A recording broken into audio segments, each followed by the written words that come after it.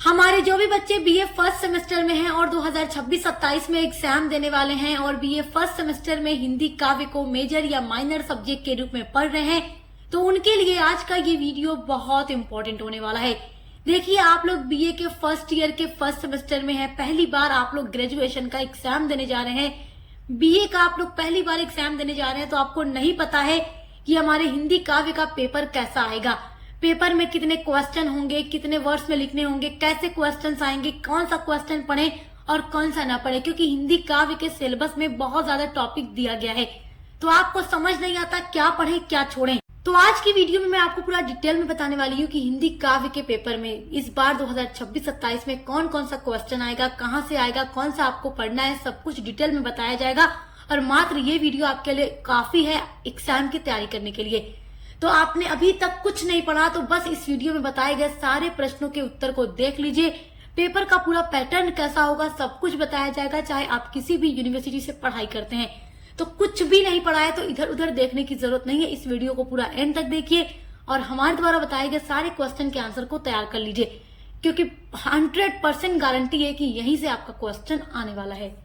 तो चलिए देखते हैं सबसे पहले आपके पेपर का खंड अ, क्योंकि खंड अ आपका होता है अति लघु उत्तरीय प्रश्न। देखो, अब खंड अ में बहुत सारी यूनिवर्सिटीज क्या देती हैं, 10 प्रश्न देती हैं अति लघु उत्तरीय प्रश्न, और कुछ यूनिवर्सिटीज 5 प्रश्न देती हैं। तो 10 प्रश्न दिया जाएगा तो आपको पूरा 10 लिखना होगा, और आपकी यूनिवर्सिटी में अगर 5 दिया जाता है तो आपको 5 प्रश्न के उत्तर लिखने होंगे। तो देखिए, जो यूनिवर्सिटी है ये अपना पेपर अलग अलग अपने आधार पर बनाती है। हर यूनिवर्सिटी के पेपर का पैटर्न अलग हो सकता है, लेकिन क्वेश्चन हर जगह सेम ही होगा, क्योंकि एनईपी 2020 के अकॉर्डिंग हर यूनिवर्सिटी का सिलेबस सेम है। तो जिस तरीके से पेपर पूछा जाएगा, जो क्वेश्चन पूछे जाएंगे, वो सब कुछ हम आपको बताते हैं, तो आपको टेंशन लेने की बिल्कुल भी जरूरत नहीं है। तो आपके पेपर में खंड अ में चाहे 5 प्रश्न दिए जाते हो या 10 प्रश्न दिए जाते हो, जो प्रश्न मैं आपको अभी बताने वाली हूँ वो प्रश्न आपकी परीक्षा में इस बार 2026 में जरूर आएंगे। तो चलिए देखते हैं। सबसे पहला अति लघु उत्तरीय प्रश्न देखिए, जो वेरी वेरी इंपॉर्टेंट है। रीति काल की 2 विशेषताएं लिखिए। तो रीति काल की 2 विशेषताएं क्या है आप पढ़ लीजिएगा। ये क्वेश्चन बहुत इंपॉर्टेंट है और हर साल अति लघु उत्तरीय प्रश्न में देता है। जो क्वेश्चन हर साल रिपीट होता है वही क्वेश्चन हम आपको बताते हैं, और 95% क्वेश्चंस हमारे द्वारा बताए गए ही आते हैं हर साल परीक्षा में। दूसरा इम्पोर्टेंट क्वेश्चन है, जायसी की प्रमुख रचनाओं के नाम लिखिए। तो अब जायसी की आप 4 से 5 रचनाओं के नाम याद कर लो, लिख दो, आपको नंबर मिल जाएगा। 2 नंबर का होता है आपका अति लघु उत्तरीय प्रश्न। आप देखो, तीसरा प्रश्न है, घनानंद किस काल के कवि हैं, तो ये याद रख लीजिए। उसके बाद है, आदिकाल के प्रमुख लेखक के नाम लिखिए। तो आदिकाल के प्रमुख लेखक कौन कौन है उनके नाम आप पढ़ लीजिएगा। 4 से 5 लेखकों के नाम याद कर लेंगे तो आपका उत्तर तैयार हो जाएगा। 5वां महत्वपूर्ण प्रश्न है, देखिए, द्विवेदी युग के 6 साहित्यकारों के नाम लिखिए। तो द्विवेदी युग के 6 साहित्यकार यानी 6 लेखक कौन है उनके नाम पढ़ लीजिएगा। 6था इंपॉर्टेंट क्वेश्चन है, भारतेंदु हरिश्चंद्र की 5 कृतियों के नाम लिखिए। तो भारतेंदु हरिश्चंद्र ने जो अलग अलग कृतियां लिखी हैं, रचनाएं लिखी हैं, 5 रचनाओं के नाम आप देख लीजिएगा। आपसे अति लघु उत्तरीय प्रश्न में बिल्कुल यही सारे क्वेश्चन पूछे जाएंगे, तो आपको इन सभी का आंसर बहुत अच्छे से तैयार करके जाना है। आपका 7वां क्वेश्चन है, कबीरदास की भाषा क्या थी। तो अति लघु उत्तरीय प्रश्न में ही ऐसा क्वेश्चन पूछता है जो बहुत छोटा छोटा होता है। बाकी सेक्शन बी और सी में लॉन्ग पूछेगा आपसे। खंड ब और स जो आपका होगा वो बड़ा होगा। 8वां इम्पोर्टेंट क्वेश्चन है, प्रगतिशील लेखक संघ की स्थापना कब हुई। तो इसकी स्थापना 1936 ईस्वी में हुई थी। नोट कर लीजिए, क्योंकि ये क्वेश्चन बहुत इंपॉर्टेंट है, अति लघु उत्तरीय प्रश्न में हर साल पूछता है। 9वां आपका इम्पोर्टेंट क्वेश्चन है, द्विवेदी युग की समय सीमा का उल्लेख कीजिए। यानी द्विवेदी युग कब से कब तक चला था। तो द्विवेदी युग 1903 से लेकर 1922 तक चला था। तो नोट कर लीजिए, क्योंकि ये क्वेश्चन भी आपके लिए इम्पोर्टेंट है। उसके बाद 10वां प्रश्न है, कवि प्रिया के लेखक कौन है। तो कवि प्रिया के लेखक हैं केशव दास। तो मेरे प्यारे बच्चों, आपको ये 10 महत्वपूर्ण प्रश्न पढ़ लेना है अति लघु उत्तरीय प्रश्न के लिए।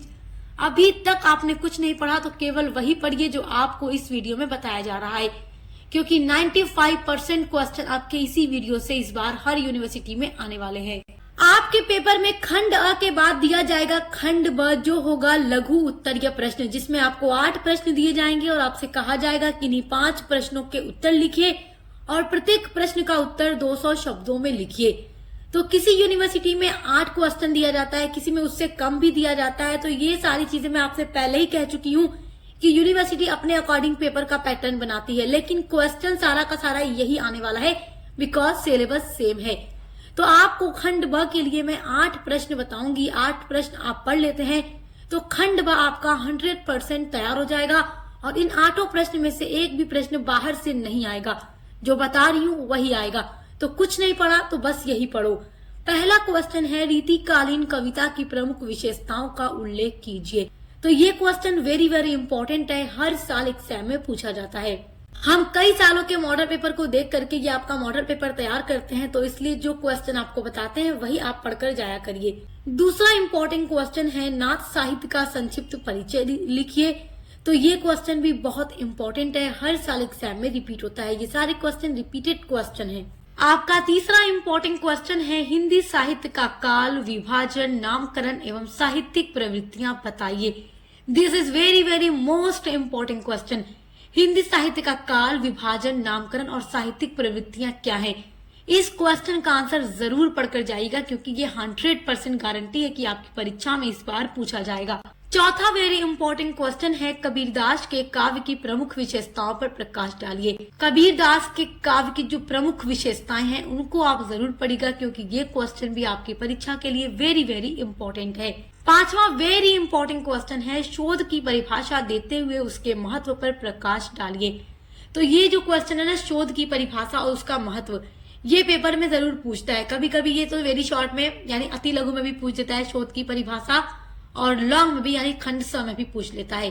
तो किसी भी सेक्शन में पूछ सकता है, इसलिए इस टॉपिक को पढ़कर ही जाइएगा। छठा इंपॉर्टेंट क्वेश्चन आपका है गोरखनाथ के अनुसार मन की चंचलता कैसे समाप्त होगी। ये क्वेश्चन आपके लिए बहुत इंपॉर्टेंट है। तो सब कुछ आप पढ़ चुके हैं अपने हिंदी काव्य में, तो ये सारा क्वेश्चन अच्छे से तैयार करिएगा। सातवां वेरी इंपॉर्टेंट क्वेश्चन है महादेवी वर्मा के काव्य में विरहानुभूति पर एक संक्षिप्त निबंध लिखिए। तो महादेवी वर्मा का टॉपिक बहुत इंपॉर्टेंट है आपकी परीक्षा के लिए, पढ़ लीजिएगा। उसके अलावा देखिए आपकी परीक्षा में व्याख्या करने के लिए भी आता है, प्रसंग सहित व्याख्या कीजिए। तो संदर्भ, प्रसंग, व्याख्या आपको करना होगा।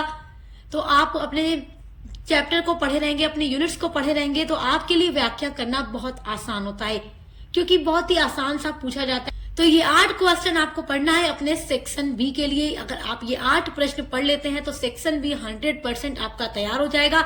इससे बाहर कोई क्वेश्चन आपके सेक्शन बी में नहीं आएगा।